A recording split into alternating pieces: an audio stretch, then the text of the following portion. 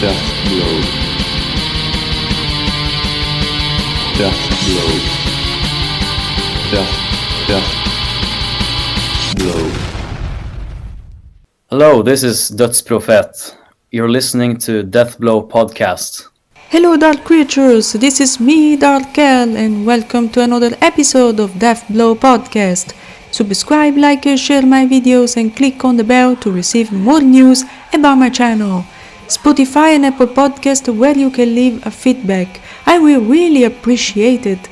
Instagram, Facebook and TikTok for more updates and news. Today I present you the first Norwegian black metal band that I interviewed. They are Malum from Oslo. Stay tuned right now for the rest of the interview. Hello, can you hear me? Yes, I can hear you. Awesome. So, first of all, how is it going, man? It's going great. A beautiful day in Oslo. Really nice weather. So I've been out hiking a little. Mm-hmm. I just came home for this interview. Oh, okay. So, Malum, tell me a bit about the history of your band Malum, how everything started, a bit of biography. Yeah, well, Malum started back in 2020, and it was, to be honest, it was a product of the whole pandemic thing that we would like to forget about. And it started as just a studio project. With the intention of making some really good quality black metal, and the reason for that was because the guitarist at that time and myself, we found the whole underground scene here in Oslo to be quite weak, and wanted to make something that was really solid and stood out a little, but were still familiar. So you'll definitely find some parts of our music which you can hear in other bands, but it still has its own DNA, and that was the whole start of it, to try to make something solid. You are the first, actually, I have to tell you this. You are the first Norwegian black metal band that I interviewed, so you are very welcome because of it. That's cool. I guess we stand out a little from the whole Norwegian true cult, Norwegian sound. We do have some influences from the Norwegian sound, but we also have obviously a big influence from the Polish scene. But we're trying to do something a little new in the Norwegian underground scene. And that's awesome. So this new EP is called Towards Nothingness. I'm very curious to know more. It contains only 2 songs. How is it possible to create an EP only with 2 songs? What's the mystery behind it? So to be honest, when we write music, we write several songs. So an album has already been written, and I'm gonna start recording it in late May. So just in a couple of weeks, I'm going into the studio. So all the songs for the album and the EP are written at the same time. So the idea behind it is to give a taste of what's to come, and to approximately 8 to 10 songs, and we choose the weakest of the songs, still songs we believe are good, but the weakest go on the EP, and what's to come will be the strongest yet. So that's the reason behind releasing an EP with only 2 songs, is to tease a little, to be honest. For the new album, I guess. Right. And with this EP, there has been a change in the lineup. So from the previous EP and the previous album, there was another guitarist, another member who is no longer in the band. And then we started playing live. I got together a whole lineup with musicians from the underground scene, friends of mine, and that believe in the music. And then the live guitarist, he joined me to do the studio work as well. So it's a new lineup when it comes to the studio work, and it sounds familiar. It sounds pretty much as Malum, but it's still different. I like this EP because it contains a good dark atmosphere, and it reminds me to Count Grishnak Band and even Mayhem. Do you agree, or do you find more inspiration from different bands? We are thinking about Bursum and Mayhem. I mean, those bands are, I would say, they are been big influences for the genre, and for myself as well. I love Mayhem. That's my number one band when it comes to listening. But it's not the main influence when it comes to writing music.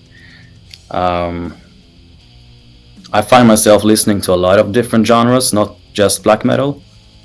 And as I mentioned earlier, you will find more inspiration from the Polish scene.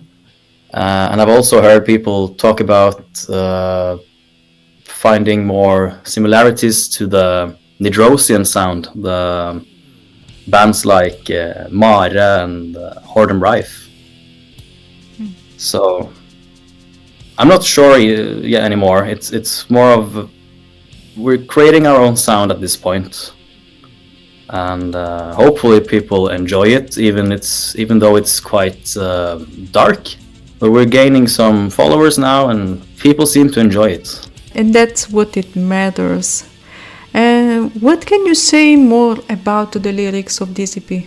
That's a good question. So I write all the lyrics myself, and it's quite a personal thing for me. It's my way of expressing a couple of things that I want people to think about, and it embraces a lot of, you could say, negative thoughts, or it embraces pain and agony, because we all experience those things. And on this EP, it's more focused on existentialism. Earlier, it's been quite direct nihilism, but on this EP, it's more about existing in this pain, and you have a choice. You can either embrace that it's difficult living, and you can do something about it, and you have a choice. You can either try to make something of yourself, or you can give up. So I would say it has roots back to existentialism. You won't find any. We're not a satanic band. We don't do the whole satanic themed stuff. We don't do any upside down crosses or burning churches or any of that stuff. But you will find some traces of anti-religion. You will find some traces of criticizing religion, I guess. About this, that your band, you guys come from Norway, very special place for black metal.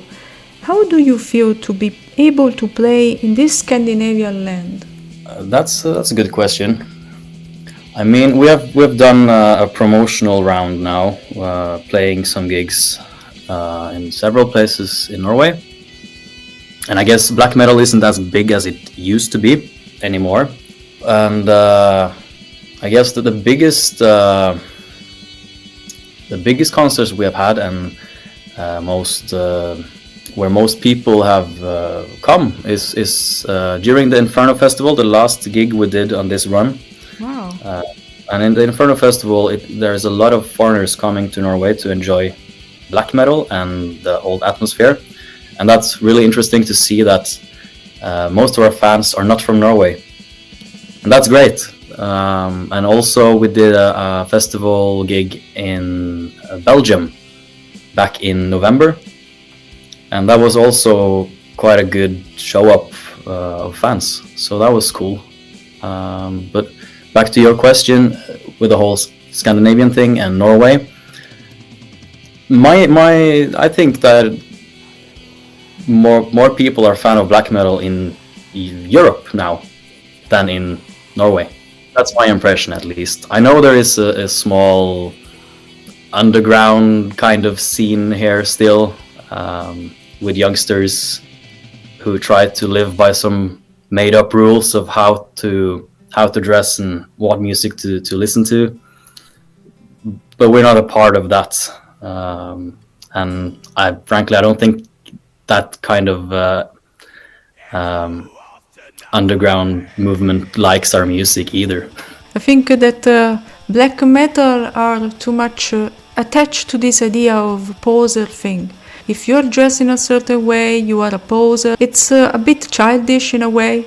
Absolutely. There's a seriousness to it, and it certainly is. It's a personal thing doing this kind of genre, but then some people take it too far and they take it too seriously, and they kind of worship how they dress themselves and what music they listen to. They worship it in the same way as a religion, and to me that's stupid. Yeah, I think that all started with Euronymous, that launched this idea to Helvet store, and if you are not dressed in a certain way, you are not welcome. So I think it all started there and then evolved into these dark thoughts. It became a sort of pattern to be in a certain way and to be accepted in that way. And I think that, frankly, many people didn't care. So many people dressed in the way they wanted to, like Fenris, for example, of Darkthrone. I think they didn't care that much of appearing in a certain way. Yeah, and to most people, it's easier to either hate or be against someone that you don't understand or like. It's just simple minds, and it's the youngsters. The older generation doesn't give a fuck. Yeah. So, what about the concerts that you were telling before? In Norway, there are so many important events, like you were telling, and have you ever had the chance to play in one of those, except Inferno? Yeah, right. So I've participated a lot of festivals privately as a concert goer. But the only festival that Malum has played in Norway is the Inferno Festival and a much smaller festival called Sort Messe, which this year's Sort Messe was the 5th installment. But that's not a strictly black metal festival either. It's more of a extreme metal festival, and other than that we've just done separate headliner gigs in Bergen and Stavanger, and we did our first gig we did at the John D venue in Oslo, which was quite special because we came out of nowhere and we're supposed to play in Oslo, in our hometown, capital of Norway, an underground band. Who will show up? It was quite interesting. But we had a quite okay meetup there. So it was better than expected, but it was quite nerve-wracking. Yeah, I imagine. To play at Inferno Festival is it's a very big step. And to play in front of an audience that come from all around the world, man, it shows a lot that your band really has the potential to become big one day. I mean, the first gig we did was the first ever gig we did was in June last year, and that was the John D venue, and the Inferno gig was at a smaller venue called Vaterland, which is just a club stage. And we had a 30-minute set that was the maximum we could do. So we had to show what we're all about, and then we got to present one new song. And it was crazy, the whole Inferno experience, because the venue was packed and there was a queue outside and I was not expecting that at all. So that was great. But playing live is it's a lot of work prior to playing live, and also during, when you're traveling, and the cost of it. It's quite hard to do concerts. Because I think Norway is one of the most expensive country in Europe. So even that, it's a complicated thing, I guess. Yeah, and like playing outside of Norway as well. We experienced that with the whole Belgium gig. It's quite a travel, and we travel with a lot of gear, a lot of equipment and instruments. So we have to drive. We have to use a car. Yeah, it's it's a hard thing, and this was just a promotional round, you know. So hopefully we'll get together a good plan. But booking concerts is hard. It's such high competition to play live. Everybody wants to do it, and just a few people are selected to be booked places. So it's a hard task. I really hope that one day you can play even not only in Norway but even in other important festivals in all around Europe. Yeah, I hope so. We're looking at the possibilities as we speak, because, as I mentioned, an album is planned and on the way. So when the release is done, we are planning to do a promotional round, and hopefully a bigger one than last run. Your current label is Hellstein Productions. How important is to have a label today, according to you? It's really nice to have someone that believes in the concept and the music, and to have a friendly relationship with the label and the people running the label. It makes everything a little easier when it comes to economical stuff, and also have someone to push you. It's not like in my impression of like a label in the early days, like big bands from the 70s and 80s, they got signed and they got a big paycheck and lived their rock star dream. It's not like that anymore, and that's okay. The music industry has changed. That's just a fact. Okay, and we're doing underground black metal. I mean, it's how much money will you find in that? Probably nothing. And we don't do this because of money. But to have a label that pushes you and believes in you, that's great. What I like about your band is the anonymity inside your band. Is this the main characteristic of Malum? Can you say at least the age of your band members, or it's a secret as well? The age, we are approximately somewhere between 25 and 35. That's what I can say. Okay. So there's a 10-year age gap between us. And there's people that I've gotten to know during the years, from different aspects of the music industry, business, and live scene in Oslo. And though they were very carefully selected to do this project, and when I presented it to them, they were very keen on doing it, and that's what a band needs. Musicians that are keen on doing something, and having a goal together, a bigger goal.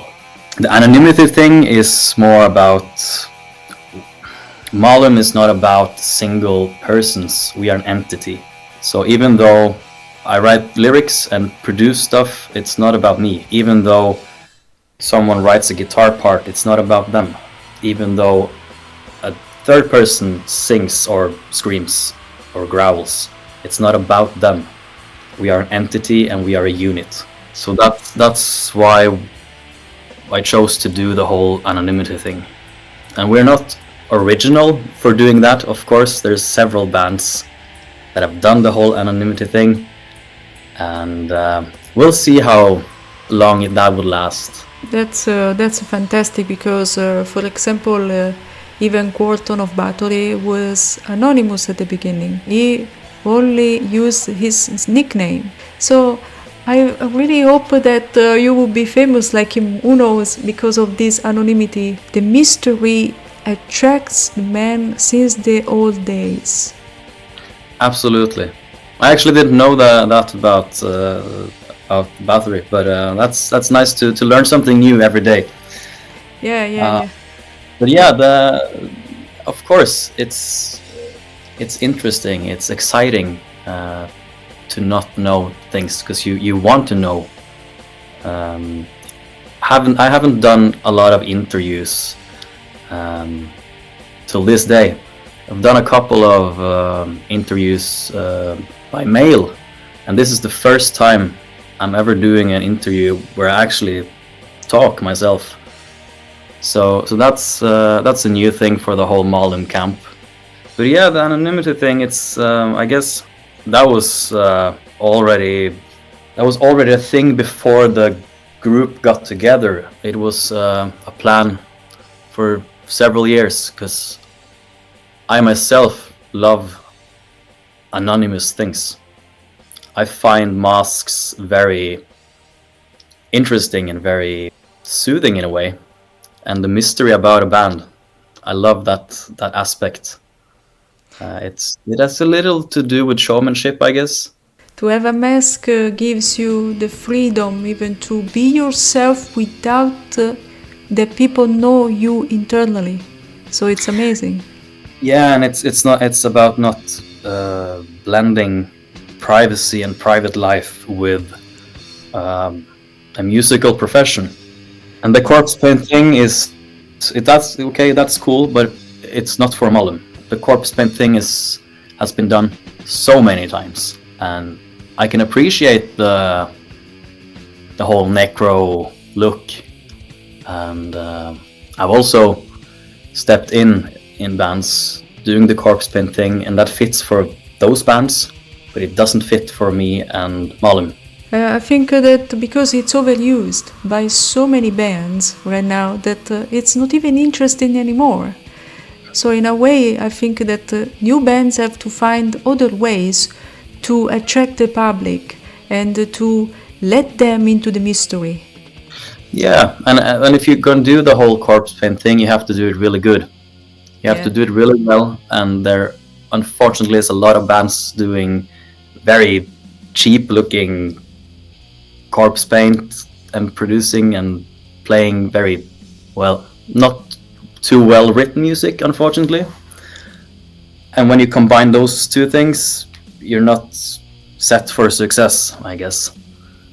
And I mean, in our case, you don't want to just look at a band of 4 dudes in jeans just playing some atmospheric music. You want some sort of show, or else you could just listen to the album. So, but we'll have to see.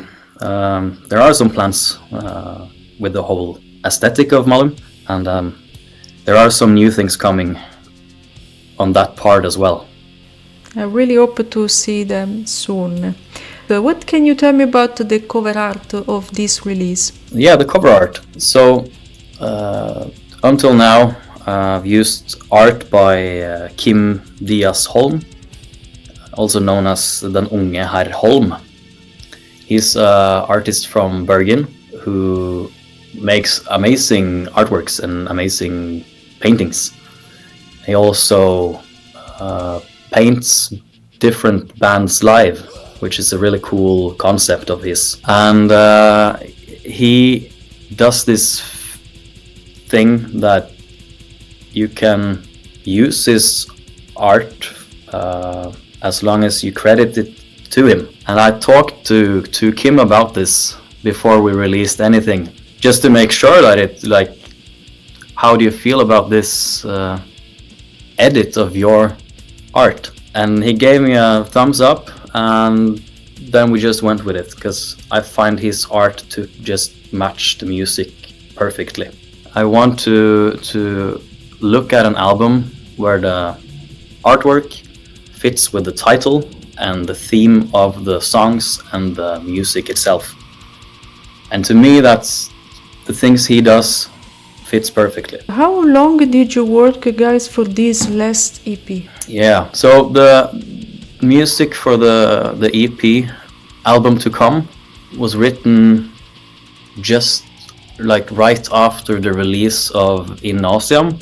We released that the last album released in 2023, and then we started writing music again. And then there was a little break, and I sat there with 8-10 demos, and then I got together with the other guitarist, and we did a session that lasted for maybe a week to finalize the music and to bring it a couple of notches up. And then we left it and did all the live concerts, and we started the recording in January this year, so just a couple of months ago. Wow. Started the drum recording and then went straight to guitars, bass and vocals. So it went really fast because all the music was already written, so we just had to record it in a better environment. And we do everything ourselves. So we record everything ourselves. We have our own equipment. We do the whole thing ourselves, and I know a guy that does the mixing. So the process is quite fast, and it will probably stay that way. We have a lot of freedom when it comes to recording. Yeah, and that's what is important, to have that freedom, because it's really important, especially when you are recording. It's important to have people around you that believe in your project, especially during the mixing or even when you are composing. I think that is extremely important. Yeah, and like back to the whole label thing. We're not told how to make our music. Hellstein believes in our music, and they don't put their nose up our asses about how we make music. And that's a great thing. It's our music, and we can. They're gonna release it. Yeah. That's really cool of them. Black metal in Norway, like we were telling before, is full of important bands. Did you talk with one of your favorite artists? Have you ever met them?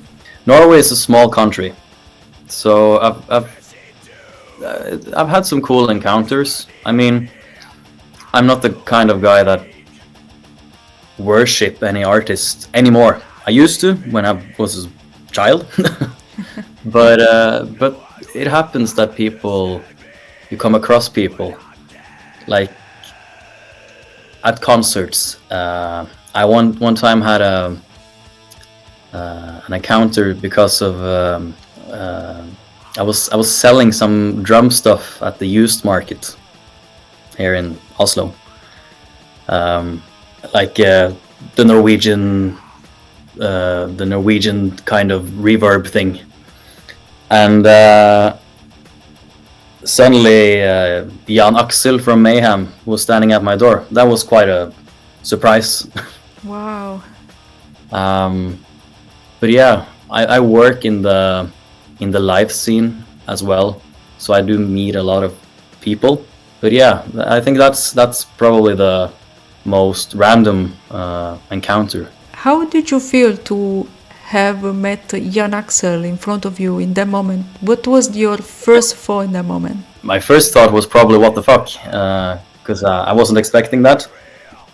But Jan Axel is a really cool guy and really chill and very passionate about drums as myself. So we ended up just talking very nerdy drum stuff. And I had a similar encounter with the former drummer of Dimmu Borgir, Kjodalf.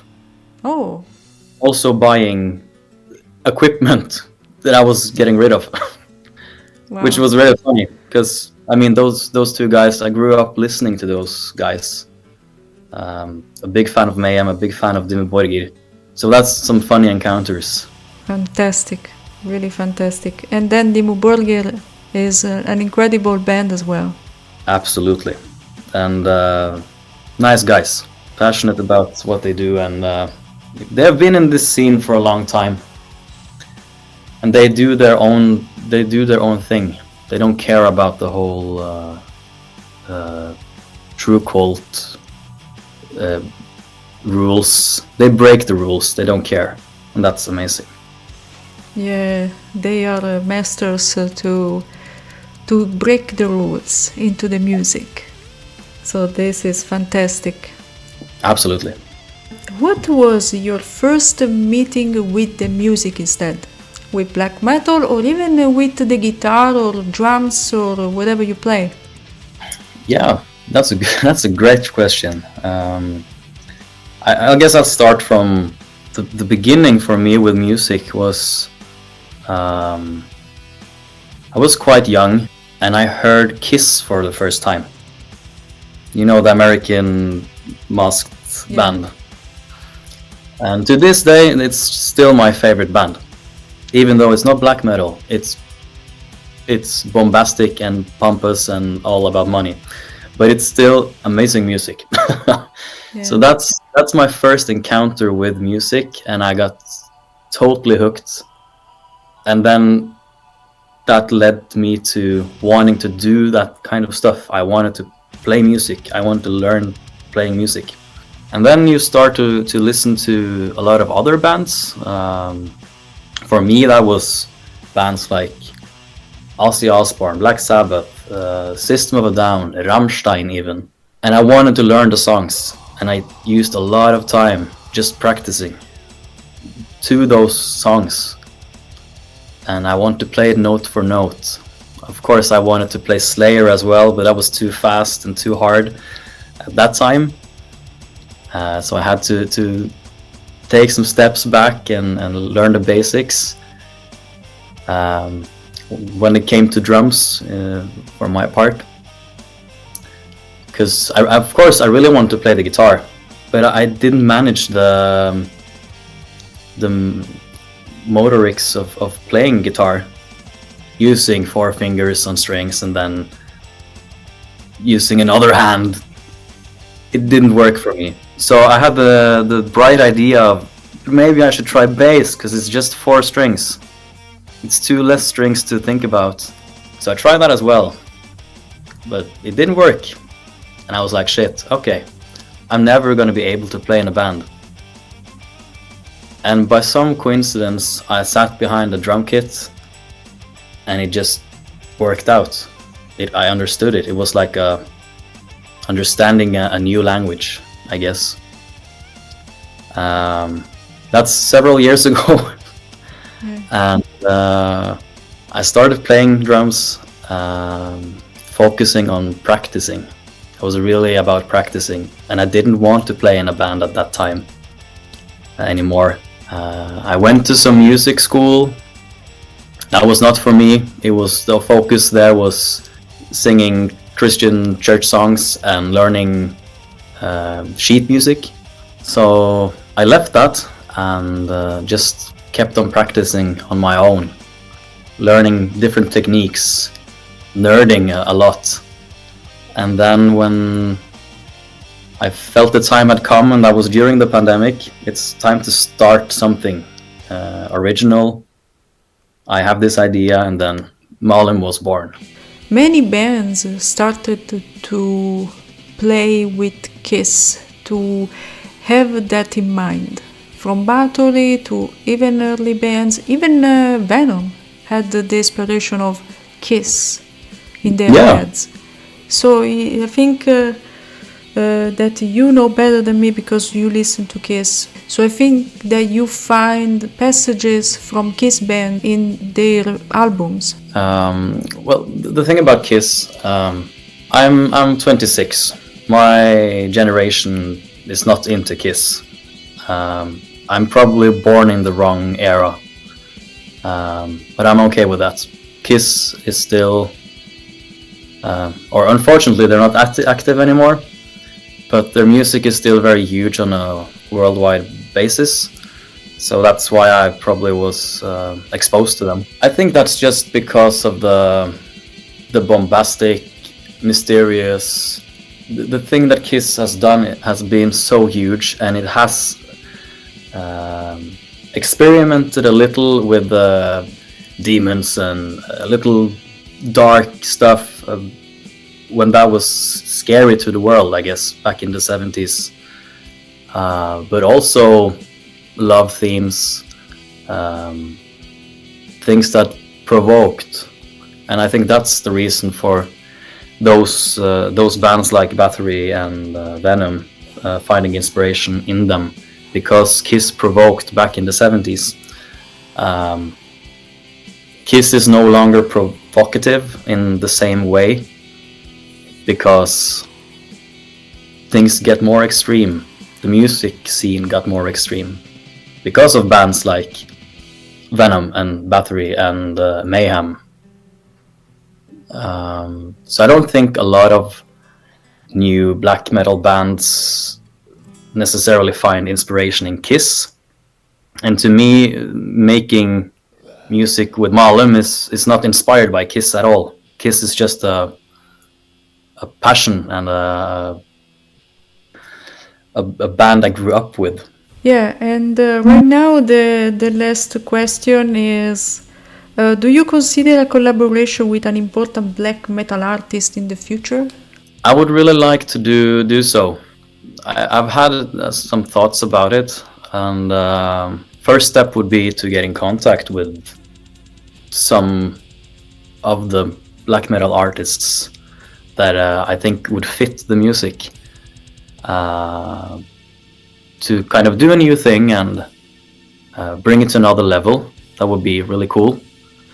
But I would also like to maybe try to incorporate artists from other genres as well, to try to maybe add some different elements, different instruments, that is not just a gnarly electric guitar and some growling. To add some folk instruments would be really cool, because it would fit the atmospheric sound. But I still don't want the music to sound like a folk metal band, because we're not a folk metal band. We're a black metal band, a raw atmospheric black metal band. But to add some different textures in the music would be very nice. And something to finish the interview, something that you want to say to the public? I mean, it's really nice of you taking the time to chat a little. And as we've mentioned earlier, the EP is out, the last EP, Towards Nothingness.